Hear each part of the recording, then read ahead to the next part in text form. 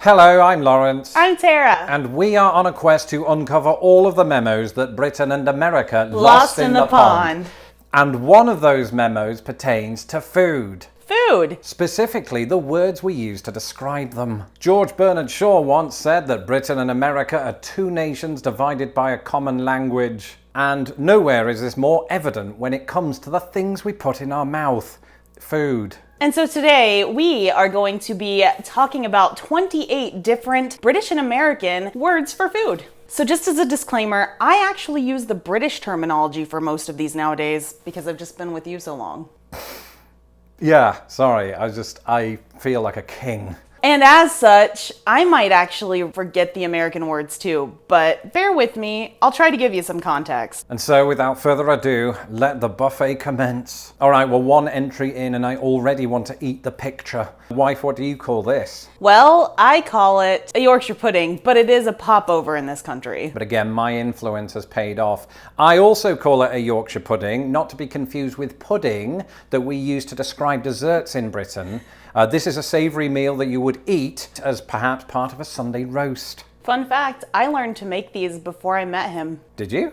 Yeah, and I'll explain it more when I actually make a video about them. So at first glance, I think I'd call this chocolate sauce, but that's not what this photo is of. Well, I mean, I can't describe it without giving away the answer, although I could just tell you what I call it. It would be black treacle. Oh, it's molasses. Now, apparently these have different names around the world, but where I grew up, this was known as a Swiss roll. I think it was a Swiss roll where I grew up too, but I think the Swiss rolls that I ate as a kid came in Little Debbie boxes or something like that at least. Now, this one's an interesting one to me because when I first moved here, I ordered some of this at Qdoba, and I think I referred to it then, as I always have, as sweet corn. But we call it corn. But I should say that I have on occasion heard people in the US refer to it as sweet corn as well. It's just not as widespread as you would find in the UK. Right, if you know your onions, because that's a phrase, then you'll know that this is a specific kind of onion, and where I come from, refer to this as a spring onion. And I refer to the top of it as spring onions and the bottom of it as scallions because that's the type of onion that it is.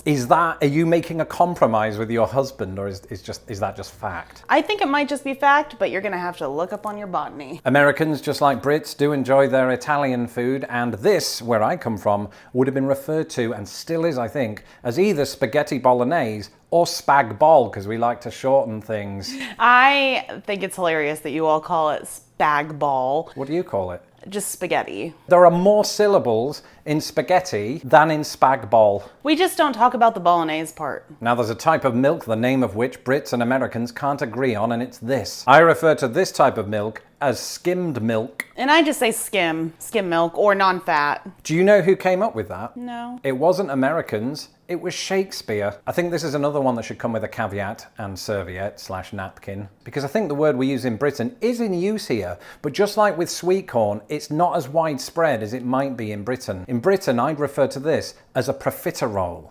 And I think of it as a cream puff. Wife, you're a big fan of seafood. I am. I just had some really good sushi for lunch today. That's good, and while I absolutely hate sushi, I do like a good round of prawns. Right, there were shrimp in my sushi too. Right, so when you say shrimp, that's the same thing as prawns. It's crazy. What's a tiger shrimp to you? No idea. A tiger prawn. All right, sometimes I like to make my own burgers, and when I do, I use this. Ground beef. Or as I would call it, minced beef, because we love that word, right? Minced beef, minced pies, after eight mince, they're all different words. Well now, wife, since I know for a fact this is one of your favourite meals, I'm going to allow you to go first on this. I do love a good macaroni and cheese. But you'll sometimes say mac and cheese, right? Yeah. But either way, the crucial component here is the word and. We don't bother with that in Britain. To us, this is just macaroni cheese. Don't ask me why. That looks disgusting. Tell that to 19-year-old Lawrence Brown drunk on a Friday night in Grimsby. Because back in the day, these were very popular for that demographic. Oh, don't get me wrong. I like a good hero, but... Wait, what did you just call it? A hero. A hero? Well, sure. That's what it is. What's heroic about it? No, G-Y-R-O, a hero. That's the word that everyone thinks is pronounced gyro. Well, the thing that we eat that's very similar to a hero is called a doner kebab. Where are you finding these pictures? I have my sources.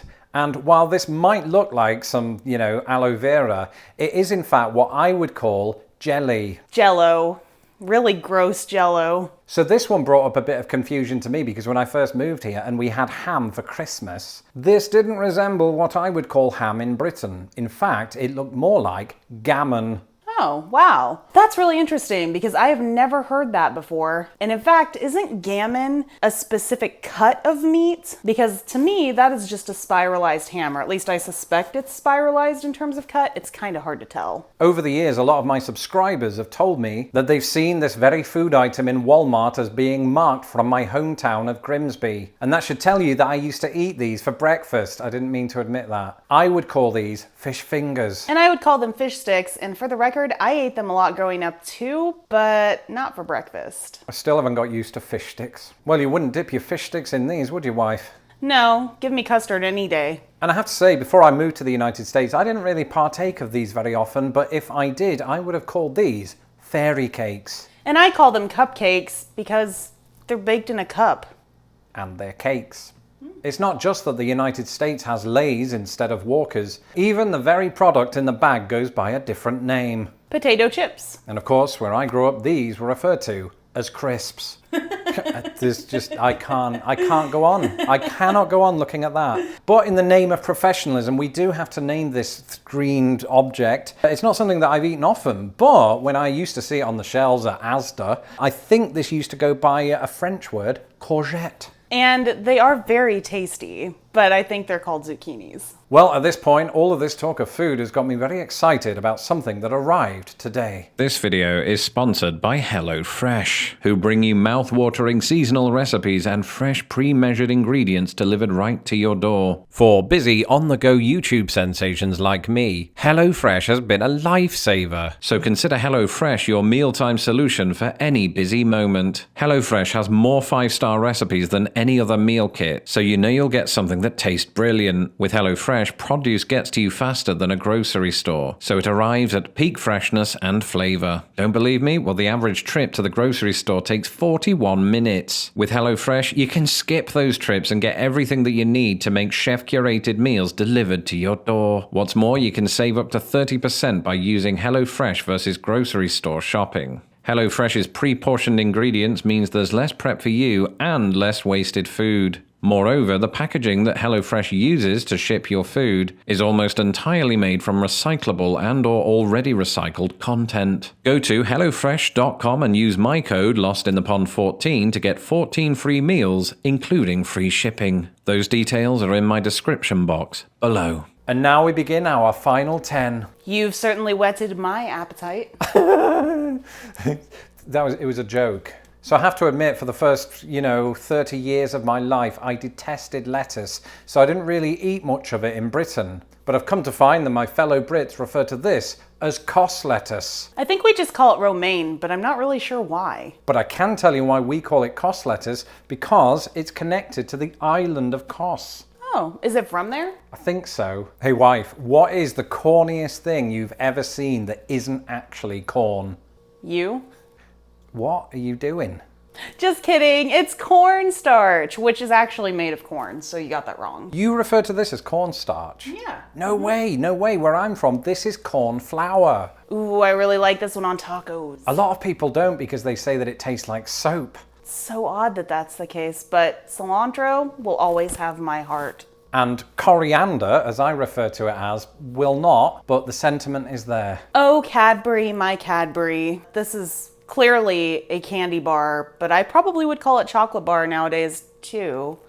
I wonder why. I would also call it a chocolate bar because I always have, and I've influenced her beyond belief. Oh yes, this is chili, which can be vegetarian, and I know that that is a very scary statement for some of you. And that includes in the United Kingdom, where we typically do have chili with meat, and because of that, we refer to it as chili con carne. There's perhaps no more well-known British-American food difference than this one. Clearly, I refer to these as chips. Fries. But it should be said that whenever I've ordered fish and chips in this country, they have indeed gone by fish and chips. Is that actually true? Because I feel like sometimes when they have fish and chips on the menu and then you order it, you end up with potato chips and then you absolutely hate it. Yeah, that happened once and I've never been back to that pub again. All right, raise your hand if you've just recently been to your state fair.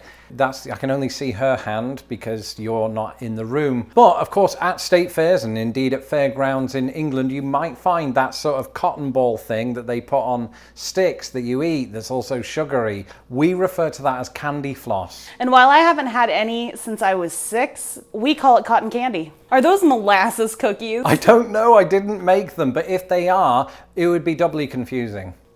Because where I'm from, these are referred to as biscuits. And this is even more confusing because you have something called biscuits, which are kind of like, I don't know, savory scones. I even have a recipe for biscuits, like American ones, on my website, which you can check in the description. While this might look like a vegetable that the Super Mario Brothers might pull out of the ground, it is in fact a vegetable that a qualified farmer would pull out of the ground. And syllabically, we take the longer approach to naming this vegetable because we refer to it as a beetroot. And I just say beets. This might be my favorite vegetable, and that is the eggplant. Which was a really disconcerting term when I first moved to the United States because I pictured eggs growing on trees. And that could be something to do with the fact that in the United Kingdom we refer to these as aubergines. But I do have a confession to make after all of this. What's that? Because I didn't really eat these in the UK and I only learned to eat them in the United States, I have come to call them eggplants. That's it for this episode. Let me know in the comments below your favourite British American food word difference. My name's Lawrence Brown. You can follow me on Twitter at LostInThePondUS. And don't forget to subscribe to both of our channels so that our videos don't get lost in the pond. Or become too old-fashioned. See what you did there? Yeah, I'm trying a thing. And a zucchini-sized shout out to my patrons who make these videos possible. If you would like to support Lost in the Pond, you can do so today at patreon.com/lostinthepond. Until the next video, goodbye.